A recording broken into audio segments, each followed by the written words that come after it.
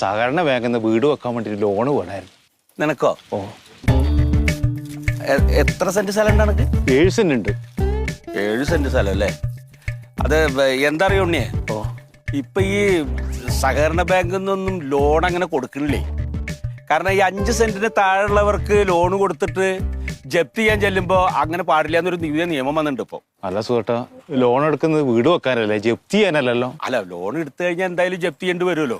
അല്ല സുഹൃത്താ, എന്തെന്ന് ഈ പറയുന്ന? അതെ, പൊതുവെ ജനങ്ങൾക്കൊരു ധാരണ ഉണ്ട്, ഈ സഹകരണ ബാങ്കിൽ നിന്ന് ലോൺ എടുത്തു കഴിഞ്ഞാൽ തിരിച്ചടക്കേണ്ടത്. ഈ ലോൺ എടുക്കാൻ വരുമ്പോ വരുന്ന സൂക്ഷ്കാന്തി ഉണ്ടല്ലോ, ഈ പൈസ അടയ്ക്കാൻ വേണ്ടി നമ്മൾ ചെല്ലുമ്പോൾ കാണിക്കില്ല.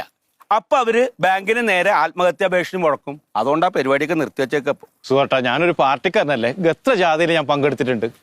എന്റെ ഉണ്ണിയെ ജാഥയിൽ പ്രവർത്തിച്ചോണ്ടൊന്നും പാർട്ടിക്കാരനാവില്ല. പാർട്ടിക്കാരനാവണമെങ്കിലേ മെമ്പർഷിപ്പ് വേണം. പിന്നാരാ? നീ വെറും ഒരു അനുഭാവി. സഹകരണ ബാങ്കിൽ നിന്ന് വീട് വെക്കാൻ വേണ്ടി